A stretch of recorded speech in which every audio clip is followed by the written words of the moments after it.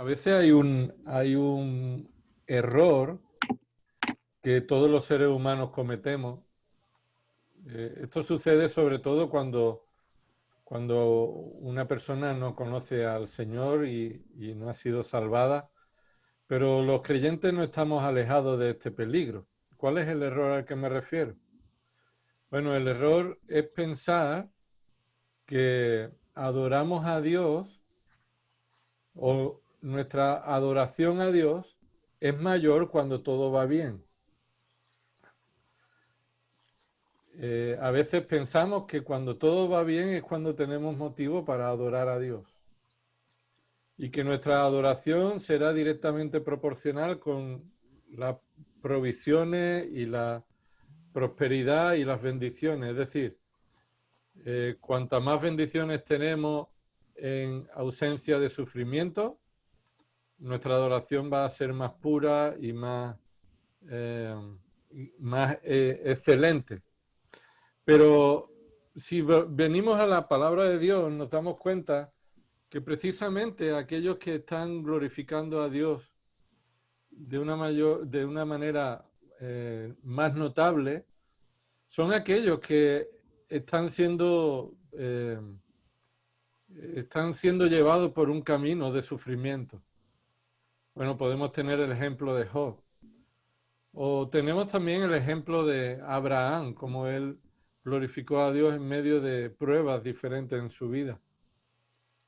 Podemos ver el ejemplo de Pablo.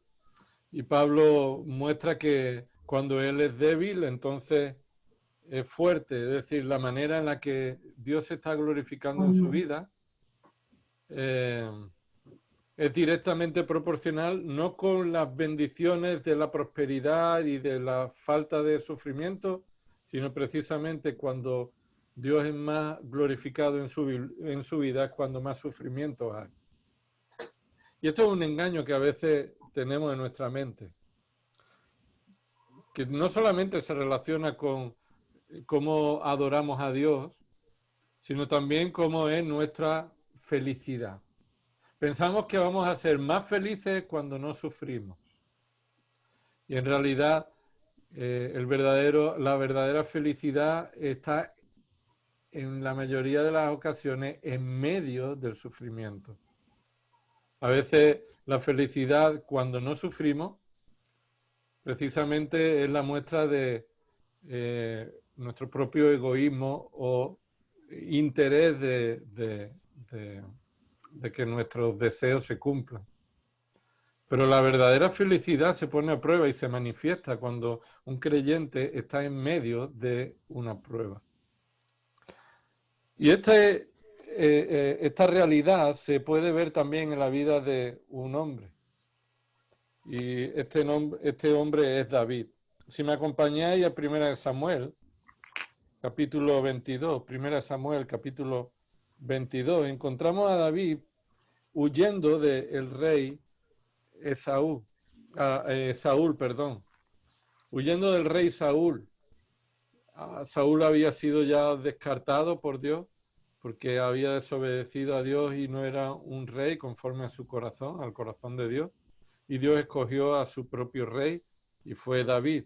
Y aunque David fue ungido, identificando que Dios lo escogió, David tuvo que esperar un tiempo hasta que la voluntad de Dios se cumpliera en su vida y tuvo que huir de Saúl, que quería matarlo. Y nos encontramos a David escondido, huyendo de Saúl y de su ejército, y David no le queda otra que esconderse. Capítulo 22, versículo 1. David se fue de allí y se refugió en la cueva de Adulam. Se refugió en la cueva de Adulam. Capítulo 24. Vemos que David no se esconde solamente ahí, sino que también David en el capítulo 24, versículo 3, dice: llegó a unos rediles de ovejas en el camino donde había una cueva y Saúl entró en ella para hacer sus necesidades. Y David y sus hombres estaban sentados en los rincones de la cueva. Recuerda que hay estas dos realidades, dos momentos en la vida de David, en la que David se encuentra huyendo y huyendo de Saúl se refugia en una cueva. ¿Qué sucede en la vida de un hombre que se refugia en una cueva? ¿Cómo responderías y cómo debe ser la actitud que debes tener y debemos tener los creyentes cuando en nuestra vida nos encontramos situaciones como y tuviéramos que refugiarnos en una cueva? Estuviéramos rodeados del peligro, estuviéramos rodeados de incertidumbre, de miedo, el miedo típico de encerrarse, que lleva a una persona a encerrarse en su casa, encerrarse en su habitación, encerrarse en una cueva. Y de alguna manera esta idea está en un salmo expresado. ¿Cómo David reaccionó o cómo David glorificó a Dios en esta situación? Lo encontramos en el Salmo 57 y os invito a que vayamos al Salmo 57 porque esta va a ser la meditación de esta tarde. Salmo 57. Y dice en el inicio de este salmo, para el director del coro, según tonada de no destruyas, y esta tonada no destruya probablemente era el título de una canción que tenía unos tonos, una melodía concreta, y esta melodía continúa en el Salmo 57, 58 y 59. Estos tres salmos están continuando una misma tonada. ¿Y qué significa eso? Bueno, significa que probablemente estos tres salmos serían especialmente compuestos para ser cantados uno detrás de otro. No sabemos si este sería el orden, 57, 58, 59, pero sabemos que estos tres están mostrando una realidad o motivos por los que adorar a Dios en medio de una situación en la que uno puede sentirse en el peligro de ser destruido. Y dice ahí en el título del Salmo, Mictán de David en la cueva cuando huía de Saúl. Así que probablemente este Salmo fue compuesto en uno de esos dos momentos, o en 1 Samuel 22:1 o en el 24, versículo 3. Ahora, lo que sí nos da es el contexto de esta situación. Este salmo está en un contexto en el que una persona, David, está adorando a Dios en una situación de peligro inminente en su vida. No vamos a ponerle título, como hicimos la semana pasada. Vamos a primero estudiar el salmo y después le pondremos título como resumen a todo el salmo. Así que leamos el salmo y observemos cómo está ordenado el salmo antes de leerlo. Esas dos palabras, Selah, ¿lo veis ahí en vuestra Biblia? Selah está mostrando ahí un interludio, una pausa.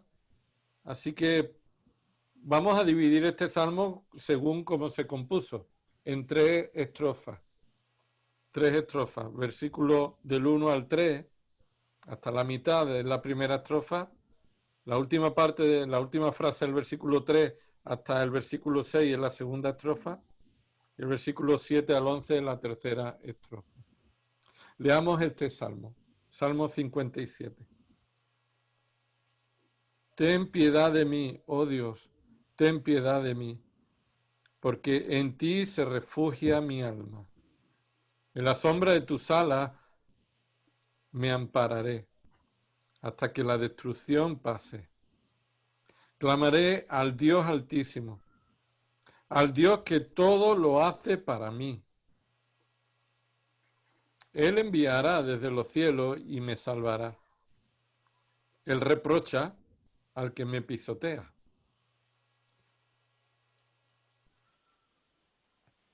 Dios enviará su misericordia y su verdad.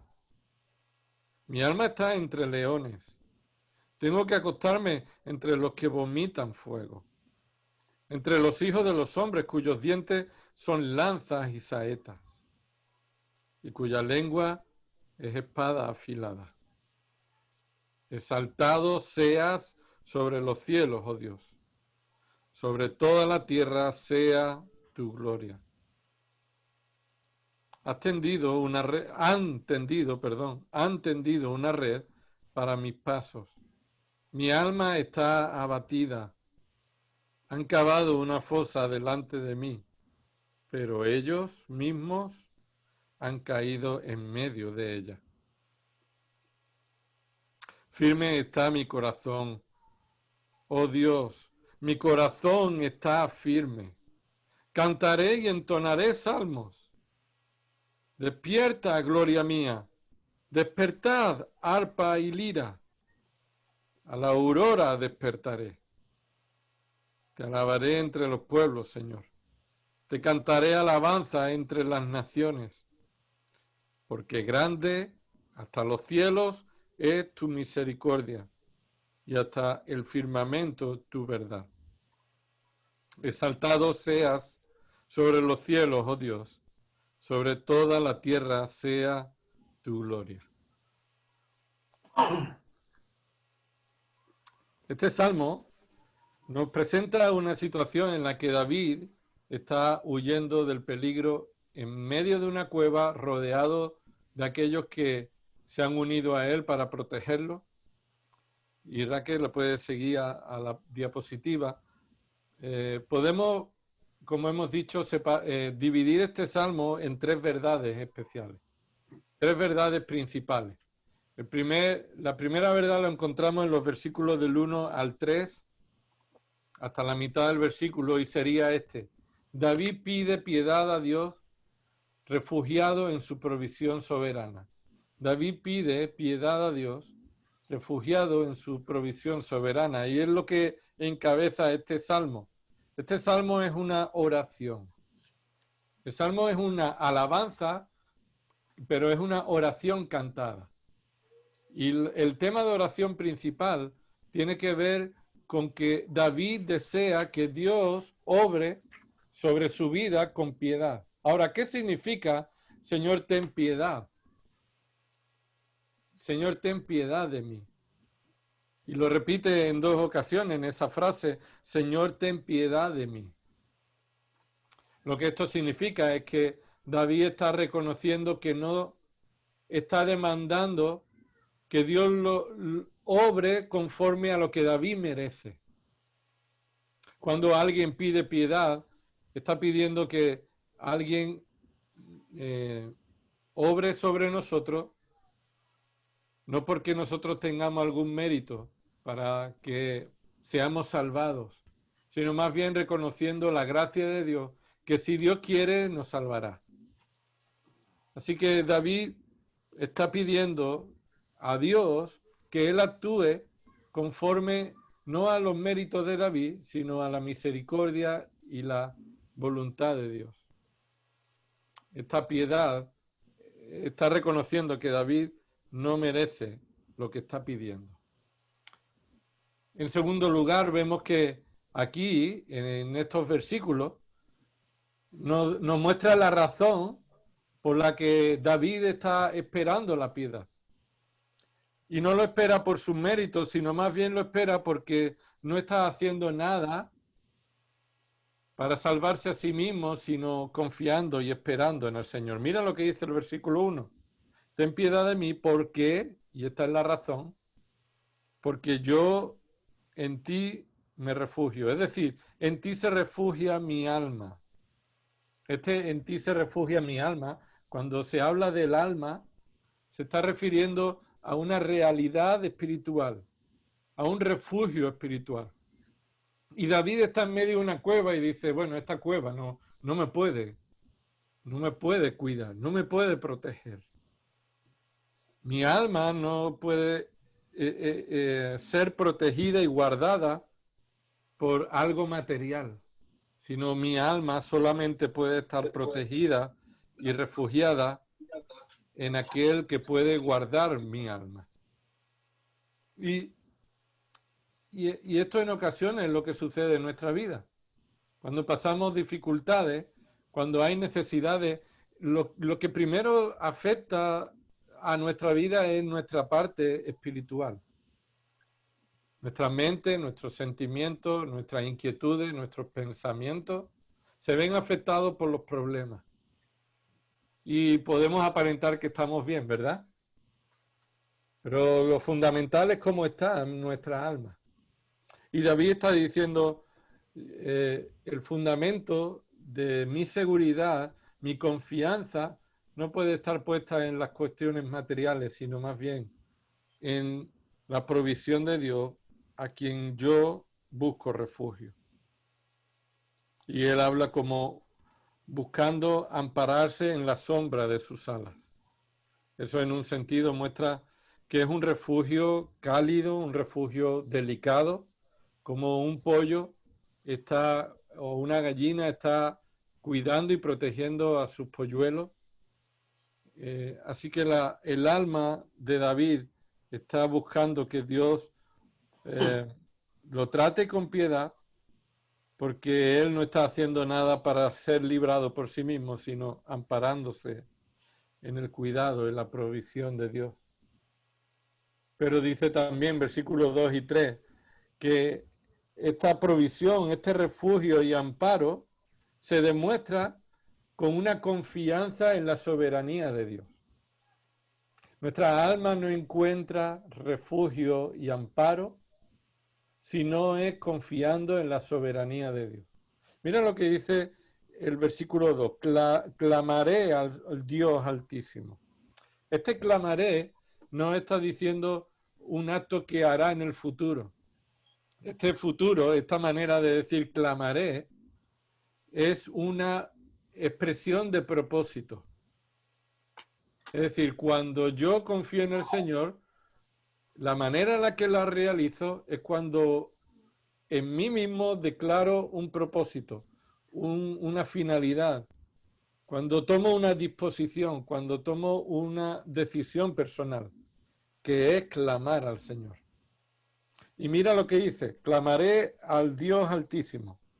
Está declarando que es el único Dios y el que está por encima de todos los peligros y de todas las cosas. Pero define también una cualidad de Dios, y esto es curioso, versículo 2 a la segunda parte. Clamaré al Dios que todo lo hace para mí. Ahora, ¿qué significa eso? ¿Qué significa que clamaré al Dios que todo lo hace para mí? Algunos pueden pensar que esto significa que Dios está comprometido a cumplir todo lo que yo le pido. O que Dios tiene el compromiso y nos ha prometido que Él va a responder a todas nuestras oraciones. En ocasiones tenemos la expectativa de que nuestras oraciones serán escuchadas y Dios las va a responder dependiendo de si estamos pidiendo cosas buenas. Pero David no está diciendo aquí que Dios hace todo según mi deseo. Todo lo hace para mí, no significa que todo lo hace para el bien que yo le pido, sino para el bien que Él se ha propuesto realizar en mí.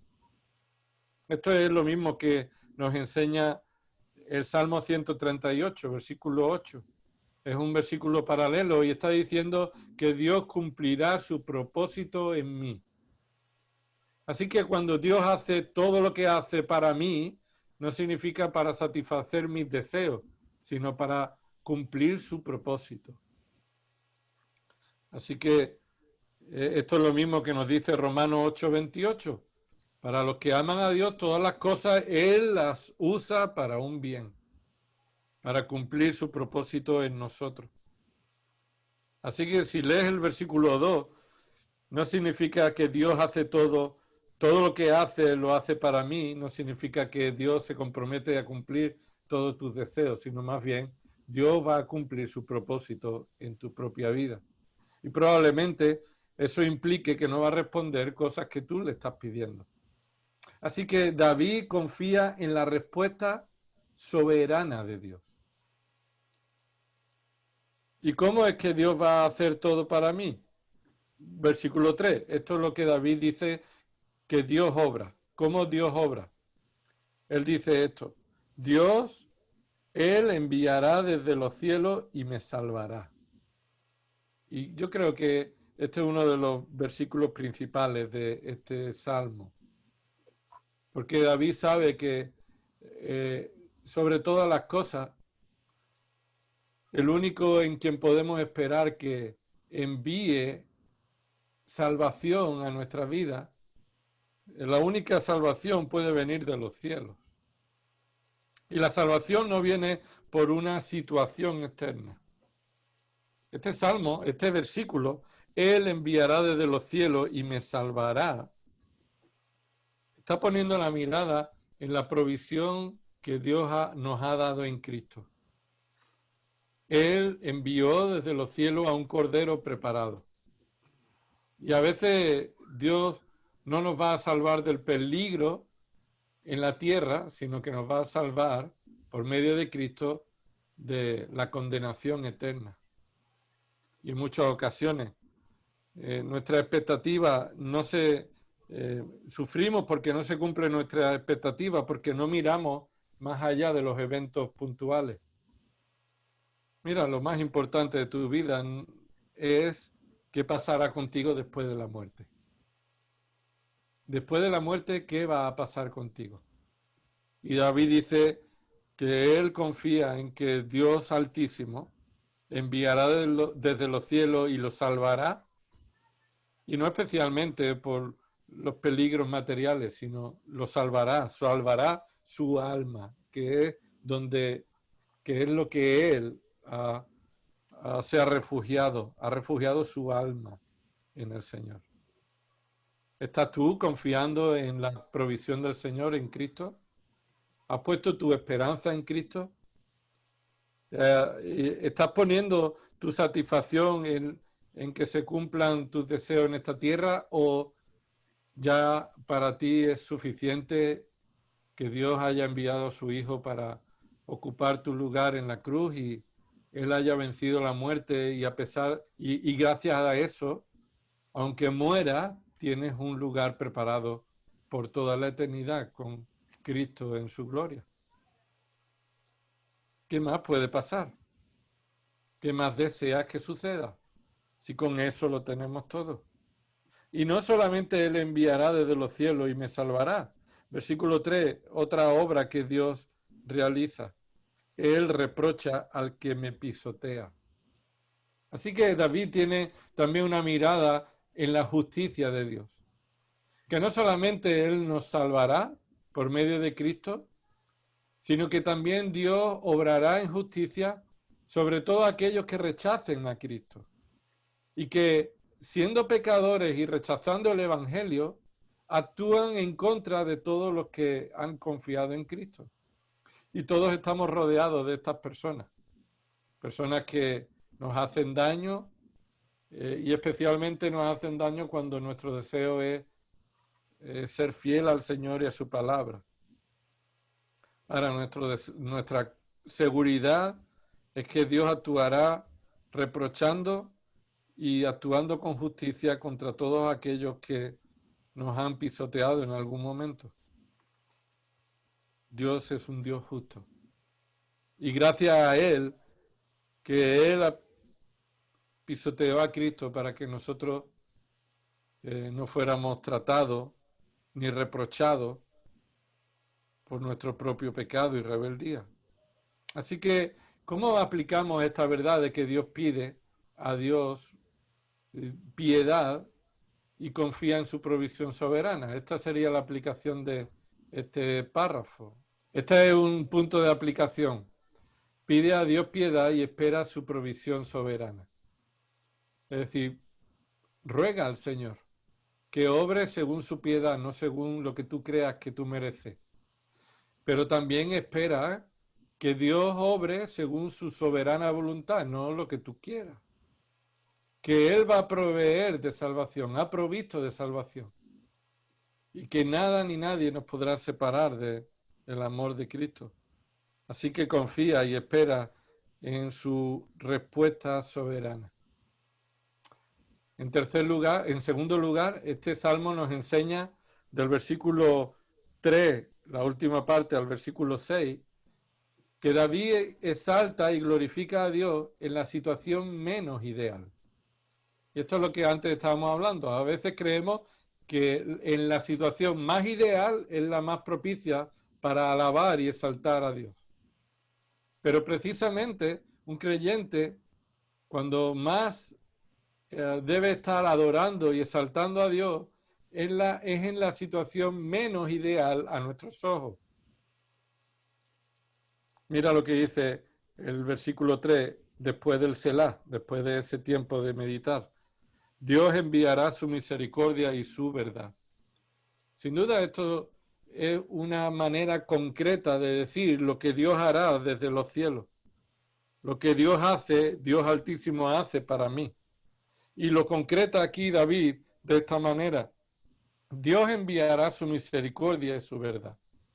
Esta es una declaración de confianza. Una declaración de confianza. En ese momento Dios no había mandado todavía su misericordia y su verdad. Pero David está totalmente confiado de que Dios lo que va a mandar es su misericordia y su verdad para hacer cumplir su propósito en su vida. La misericordia sabemos lo que es. No recibir el mal que sí merecemos. No recibir el mal que sí merecemos. Y David no está demandando que Dios lo cuide porque él merezca ser cuidado, sino David está confiando en la misericordia. Y en su verdad, algunas traducciones lo traducen como fidelidad. Verdad o fidelidad. Lo que implica esto es que Dios va a protegernos y va a enviar la revelación de todo su propósito, de quién es Él, de una visión real de lo que sucede en nuestra vida y no según tu pensamiento, sino que Él mandará a nuestro corazón la manera correcta para ver lo que sucede en nuestra vida. Versículo 4 dice, mi alma está entre leones. Aquí lo que David está haciendo es reconociendo la situación dolorosa. Algunos dicen, bueno, tú tienes que mirar lo positivo, no lo negativo, ¿verdad? Y esto es con un pensamiento de estos de autoayuda del mundo. Dice, tú solamente tienes que pensar en lo positivo, no en lo negativo. Y en un sentido es cierto, a veces ponemos solamente la mirada en lo negativo y no somos capaces de ver nada bueno. Y Filipenses nos dice que los creyentes debemos pensar todo lo honesto, todo lo amable, todo lo puro, todo lo que es de buen nombre. Si hay virtud alguna, si hay algo digno, entonces pensemos en eso. Pero lo que no podemos hacer es ignorar la realidad de nuestra vida. Y David aquí está reconociendo la dolorosa realidad de su vida. Él está rodeado de pecadores violentos. Él está rodeado de pecadores violentos. Está rodeado porque dice el versículo 4, mi alma está entre leones. Esto sin duda es una figura retórica, es decir, una manera figurada de hablar. David no está en la cueva con leones, pero David se encuentra rodeado de personas que son tan peligrosas como si fueran leones. Que David solamente está rodeado de personas tan peligrosas como leones. Y ahora dice, versículo 4, tengo que acostarme entre los que vomitan fuego. ¿A quién se está refiriendo David?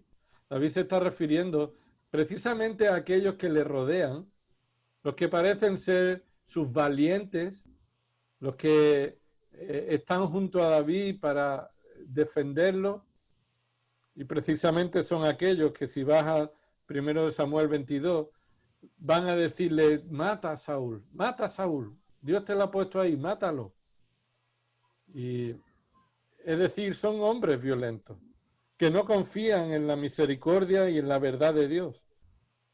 Así que David dice, tengo que acostarme entre los que vomitan fuego. Esos vomitan fuego, por supuesto, no es que tienen ardentía y tienen que devolver lo que comieron, ¿no? Es una manera ilustrada de decir que lo que sale de la boca de estas personas es dañino y tan destructivo como el fuego. Y utiliza otras dos ilustraciones de cómo estos hombres se caracterizan por su boca, por lo que hablan. Dice que estos son los que tienen dientes que son lanzas y saetas. Lanzas y saetas, es decir, flechas. Dice que sus dientes son tan puntiagudos, es decir, todo lo que sale de su boca son precisos, hacen daño y penetran tan dolorosamente como lo hace una espada, o sea, una lanza, o lo hace una flecha. Y David reconoce también que ellos tienen una lengua que es una espada afilada, versículo 4, cuya lengua es espada afilada. Reafirma de nuevo, una tercera vez, que estas personas allí parecen leones porque especialmente están hablando no con misericordia y no en base a la verdad de Dios, sino que su lengua está siendo utilizada para hacer daño a todo aquel que escuche lo que dicen. David no ignora esta realidad, esta dolorosa realidad. David no huye de esa cueva. David está en esa cueva rodeado de esas personas, incluso personas que, dice el versículo 6, que han tendido una red para mis pasos. Ni siquiera se fía de ellos. Sabe que puede haber personas alrededor suya que aparentan estar con él, aparentan fidelidad a David, pero en realidad están maquinando y tejiendo una red de engaño, y eso es lo que caracteriza una red. Una red lo que tiene, el propósito que tiene es que no se vea, sea camuflado. Una trampa camuflada. Y esta trampa tiene que ver con lo que ha salido de la boca de estos hombres. David sabe que en su entorno hay personas que aparentan ser fieles a David, pero en realidad con su boca están tejiendo una trampa engañosa a base de argumentos y palabras que son hirientes, destructivas. Dice David, versículo 6, mi alma está abatida. Tú cuando crees que alguien está a tu alrededor tejiendo una trampa, es normal que tu alma espiritualmente, emocionalmente, quedes abatido, quedes paralizado, quedes sin fuerza, porque sabes que en cualquier momento vas a caer en la trampa. Ahora, en este punto, David no solamente reconoce la dolorosa realidad, sino que David también reconoce la mano protectora de Dios. La mano protectora de Dios en el versículo 6. Dice que han cavado una fosa delante de mí, pero ellos mismos han caído en medio de ella. David no está diciendo que él se ha librado por su habilidad. David está viendo la mano invisible de Dios protegiéndolo. ¿De qué manera? Haciendo que aquellos que preparaban una trampa caigan en la trampa. Así que cuando nuestra alma está abatida porque lo que nos rodea puede ser una trama de engaño y de trampas engañosas, disimuladas, con buenas palabras, pero que por detrás hay malas intenciones. David confía en la mano protectora de Dios. Y vemos también que en el versículo 5 también reconoce David que el propósito principal de su sufrimiento no es su bienestar, sino la gloria del Dios Altísimo. Que Cristo sea exaltado, que Dios sea exaltado y que su gloria sea manifestada. Versículo 5, exaltado seas sobre los cielos, oh Dios, sobre la tierra sea tu gloria. Creo que muchos conocéis este cántico, ¿verdad? Hemos cantado mucho este salmo. Y en estos días mi familia ha sufrido que yo esté cantando aquí con un eje flamenco que no me pega nada, pero que este salmo a veces lo hemos cantado. Yo reconozco que he cantado este salmo, pero no he llegado a entender que cantaba. Versículo 5, hermano, mira lo que dice. Exaltado seas sobre los cielos, oh Dios, sobre la tierra, sobre toda la tierra sea tu gloria. ¿Qué estamos diciendo con eso? De nuevo David está aquí reconociendo un propósito en su vida. Está reconociendo que el propósito principal de su vida es que Dios sea declarado como el exaltado sobre todo, el Altísimo, y que la gloria de Dios sea vista y exaltada en toda la tierra, en el testimonio, en la vida de los creyentes. Así que David exalta y glorifica a Dios en la situación menos ideal. Y para eso a veces el Señor nos pone en esa situación, para que le exaltemos y le glorifiquemos, para que veamos cuál es el propósito de nuestra vida, para poner a prueba cuál es el propósito de nuestra vida.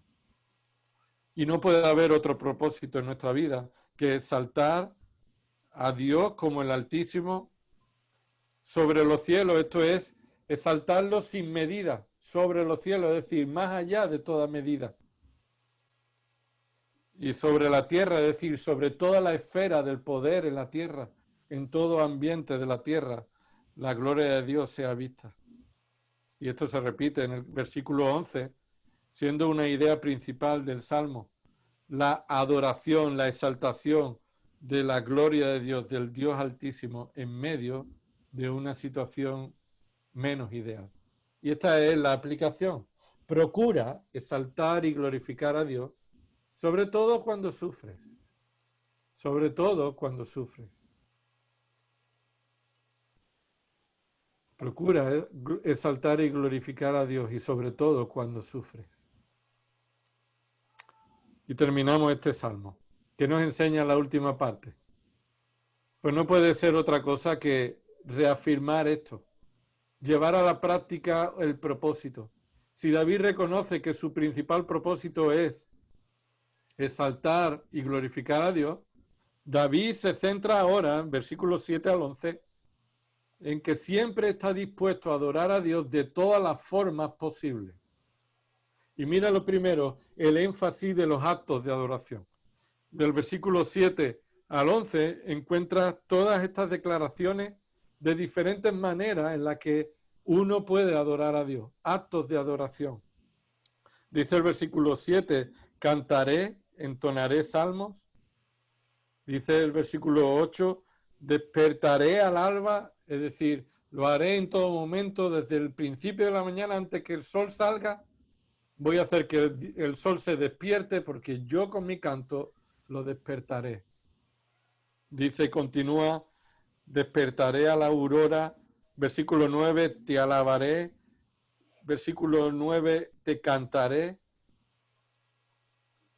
y versículo 10 nos está mostrando que está adorando al Señor por su misericordia y por su verdad. Versículo 11, exaltado de nuevo, sea sobre los cielos y sobre la tierra sea tu gloria. Así que de muchas formas, de muchas maneras, hemos sido creados para adorar a Dios. Y las circunstancias que nos rodean no deben cambiar esto, hermano. Tú no debes adorar a Dios cuando todo va bien. Tú debes adorar a Dios especialmente cuando la cosa va chunga. Cuando tú sufres, cuando estás en la cueva, cuando estás rodeado de todas estas aflicciones. También tienes que ver este énfasis en el testimonio evangelístico. Versículo 9, hay un testimonio evangelístico en esta adoración. Adoramos a Dios y eso es un testimonio evangelístico. Porque fíjate lo que dice el versículo 9, te alabaré entre los pueblos, Señor, te cantaré alabanza entre las naciones. Esa palabra entre los pueblos y entre las naciones está mostrando cómo debe ser un testimonio en todo lugar para todas las naciones, de cómo Dios debe ser adorado en cualquier cultura, en cualquier momento, por aquellos que Dios ha salvado por su provisión en Cristo, aquel que vino del cielo para salvarnos, y llamando al arrepentimiento a las personas, ya que Dios reprocha al que es injusto y pisotea al justo. Así que hay un testimonio evangelístico en nuestra adoración. Y mira lo que dice al final: la misericordia y la verdad suprema es revelada en Cristo. La misericordia y la verdad suprema es revelada en Cristo. Versículo 10. ¿Por qué? ¿Por qué debemos exaltar al Señor? ¿Por qué? Porque grande hasta los cielos es tu misericordia y hasta el firmamento tu verdad. De nuevo se está mostrando la grandeza de la misericordia y la verdad de Dios. Y no tiene límite hasta los cielos, es decir, ¿cuánto miden los cielos? Es una manera poética de decir, la misericordia y la verdad de Dios no tienen límite. Ahora, ¿cómo Dios ha revelado su misericordia y su verdad? Dios ha revelado su misericordia y su verdad por medio de Cristo. En el Evangelio de Juan, capítulo 1, nos muestra que la gracia y la verdad se han mostrado en Cristo Jesús. Lleno de gracia y verdad, Él vino a la tierra y reveló al Padre, reveló lo que no podía ser visto, Cristo lo hizo visible. Así que en Cristo hemos visto y hemos recibido la gracia y la verdad de una manera definitiva. La salvación solo puede recibirse en Cristo y por su gracia. ¿Cómo aplicamos esto? Lo aplicamos de esta manera, hermanos. Tenemos ahí esta aplicación de este punto.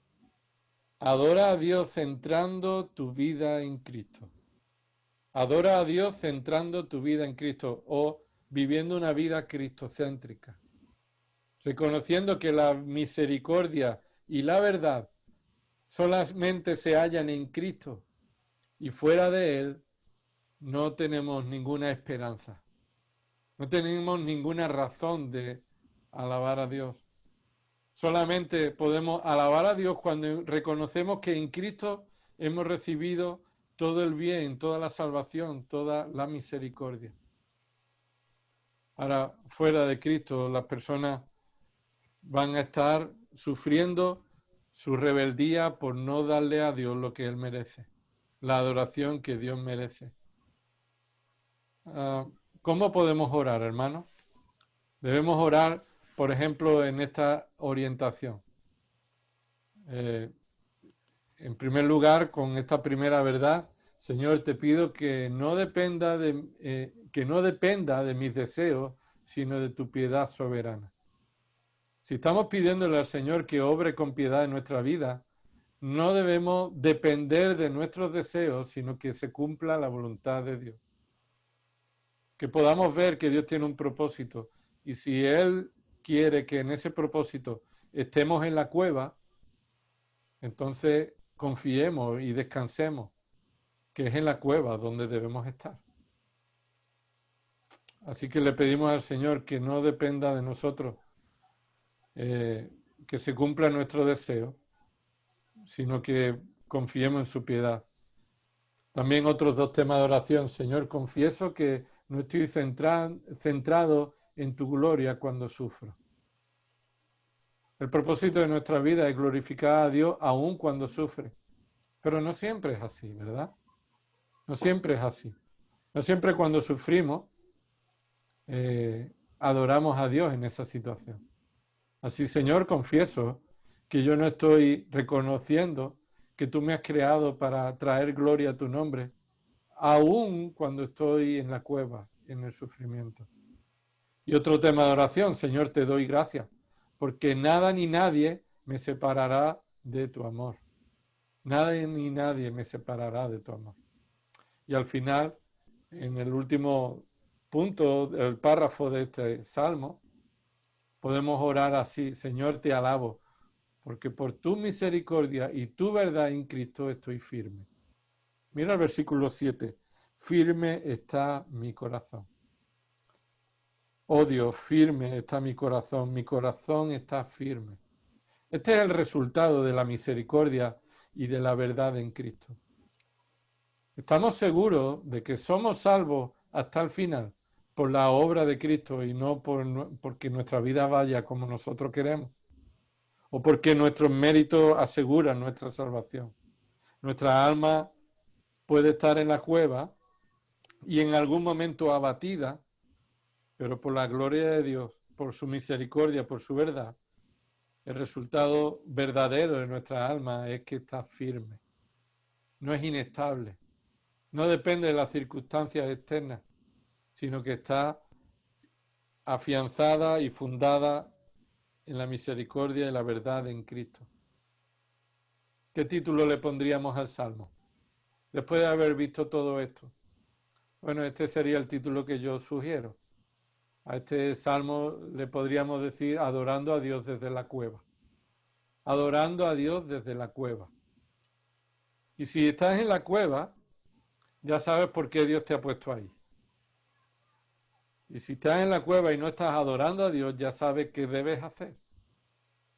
Y si estás adorando a Dios y quieres, si estás en la cueva y quieres adorar a Dios, debes de pedir como David pidió aquí. Y reconocer la obra y los atributos de Dios como Dios es reflejado en este salmo.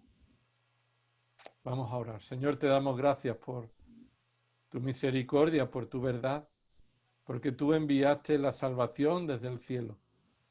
Cristo Jesús ha sido quien es la roca firme y segura en la que ahora no escondido como una cueva, sino firmes y públicos queremos adorarte, exaltarte. Queremos dar un testimonio de que estamos firmes en ti, firmes en Cristo, en su gracia, en su fidelidad, en la elección soberana que tú has tenido sobre nosotros, Señor, y que nada ni nadie nos podrá separar de tu amor. Y confesamos delante de ti, Señor, que perdemos de vista en muchas ocasiones el propósito por el cual tú nos has creado, que es para traer gloria a tu nombre. Y aún en medio de la cueva, Señor, te pedimos que obres con tu piedad para que podamos adorarte, que te adoremos a pesar del sufrimiento, que te adoremos desde la cueva. Señor, te oramos todo esto en el nombre de nuestro Señor Jesucristo. Amén.